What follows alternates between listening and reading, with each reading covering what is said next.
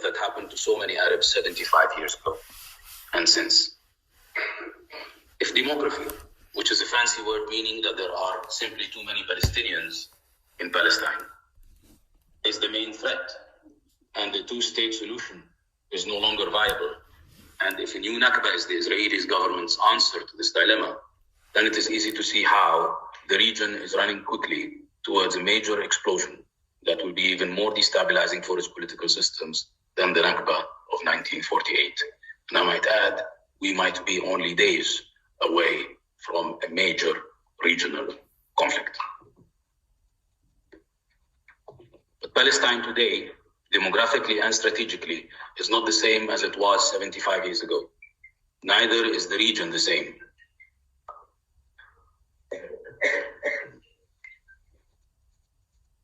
Neither is the region the same.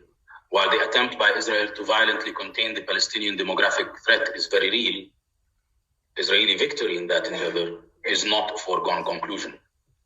Instead of fighting regular armies of British and French colonies only nominally independent in 1948, Israel will be facing today, and indeed it is, facing a multiplicity of guerrilla wars on many fronts, a type of war most regular armies have a very poor record against in the past 50 years. A very poor record winning in the past 50 years. It follows that all peace treaties between Arab governments and Israel will weaken those Arab governments and bring little military help to Israel because they are fighting guerrillas. This strengthens the strategic regional powers that are aligned against Israel over those that are aligned with it.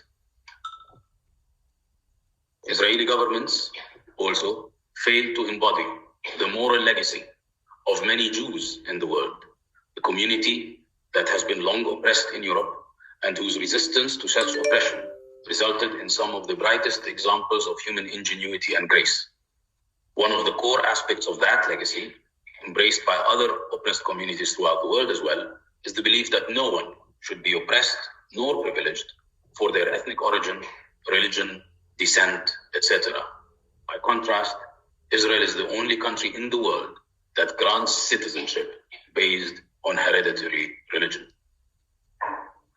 Human Rights Watch, Amnesty International, ESQA, B'Tselem, and others have recognized that the political arrangement Israel established in all of historical Palestine, not only in the land occupied after 1967, in all of historical Palestine, between the Mediterranean and the Jordan is simply apartheid, a violation of the International Convention on the Elimination of All Forms of Racial Discrimination and of the spirit and letter of human rights covenants and international law in general. Palestine is now yet again at the center of a regional political and strategic arrangement that has been in place since the end of the First World War. It is an arrangement that is not practically sustainable nor morally defensible and is about to change very soon. I will end with two lines by Palestinian poet Ibrahim Touqan, who wrote them before the Nakba, predicting it.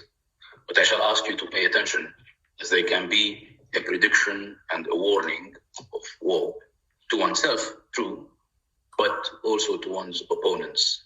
And I think that second sense is more relevant now. I shall read them in the Arabic original and then in the English first. Okay. Approaching is the day that turns black hair to gray. Your mansions and your huts, your jokes of stone and clay will change their dwellers soon. And if they plead and pray to stay a little longer, the walls themselves won't stay. Already late are those who wish for fate's delay.